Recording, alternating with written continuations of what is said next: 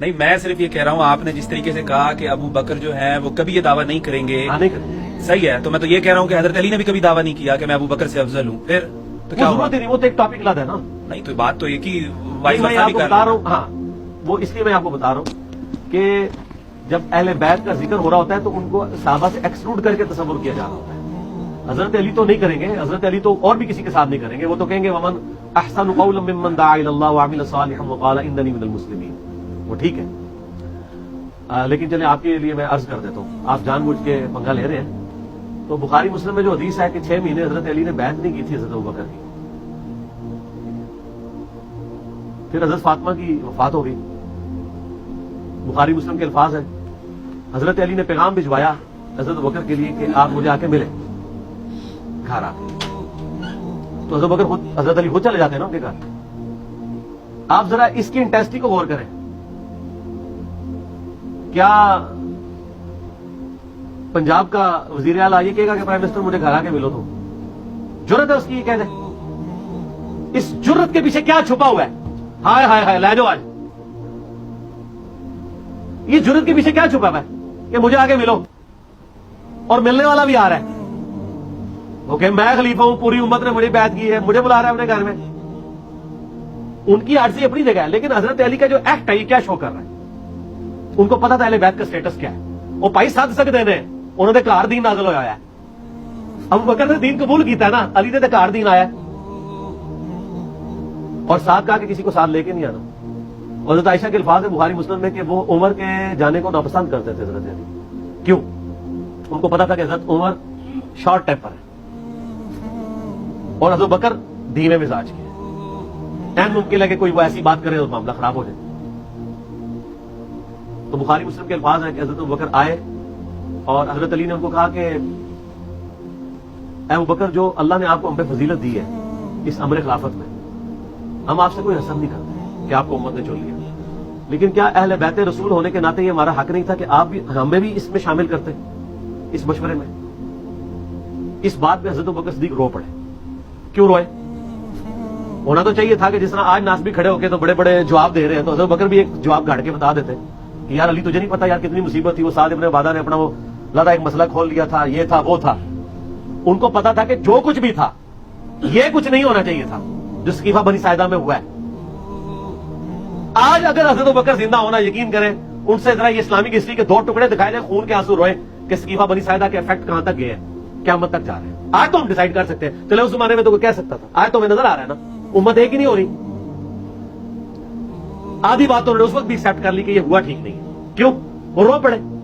جب کسی شخص کو کسی غلطی پہ آڑ دلائی جائے اور وہ اس کی جسٹیفیکیشن دینے کی بجائے رونا شروع کر دے تو اس کا مطلب کیا ہوتا ہے کہ اس غلطی کو مان رہا ہے.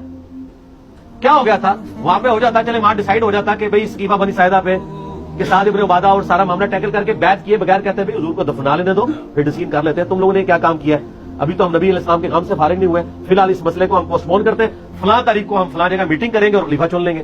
یہ آپشن ہو سکتا تھا کہ نہیں؟ میں نے بتایا آپ کو. چند لوگوں نے مل کے چن لیا اور بعد میں وہ تو حضرت بکر کی شخصیت بہت بڑی تھی تو اس لیے اتفاق ہو گیا. انصار میں سے خود بھی کوئی نہیں کھڑا ہوا, لیکن مس ہینڈلنگ آپ اس کو مانیں گے, خود سیدنا ابوبکر مانے, اور آج تو بڑی آسانی سے ہم اس کو کہہ سکتے ہیں. حتیٰ کہ صحیح بخاری میں حضرت عمر خود کہہ رہے ہیں کہ ابوبکر کی جس طریقے سے خلافت قائم ہوئی اس کو کبھی کوئی دلیل نہ بنائے, وہ کیٹاسٹرافک کنڈیشن تھی. آندہ مسلمانوں کے مشورے کے بغیر جسے خلیفہ چنا گیا اس کا انجام قتل و غارت ہوگا. حضرت عمر خود اس کو دلیل کے طور پیش کریں گے ابوبکر کی پلی کبھی نہیں لینی ہے, اس طریقے سے خلیفہ نہیں چنا جانا چاہیے, لیکن وہ چنا گیا کیٹاسٹرافک کنڈیشن تھی. تو جب حضرت بکر رو پڑے تو حضرت علی نے کہا بس ختم. حضرت علی نے بھی اب اس کو کیش نہیں کروایا اس بات کہ ورنہ کہہ سکتے تھے کہ اب رونے کا ٹائم ہے, کام 5 چڑھے تو روندے پہ ہو. نہیں کہا. حضرت علی چونکہ خاندان نبوت سے تھے اور نبوت کا ایک مزاج ہوتا ہے عفو درگزر, چیزوں کو ویل لیفٹ کرنا.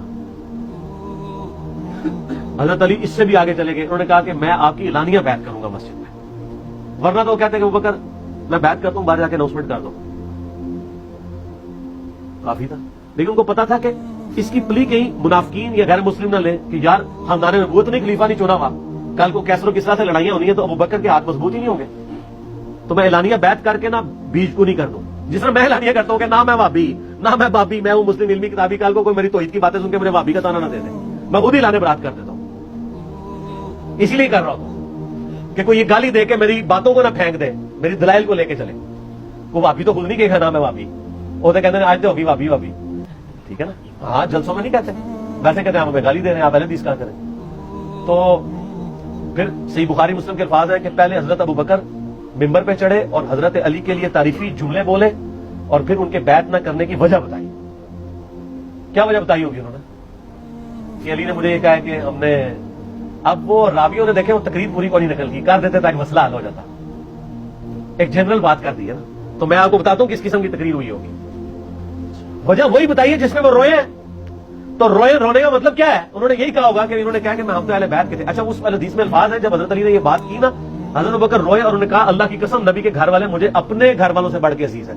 मैं आपको फजीलत की बात बता रहा हूं।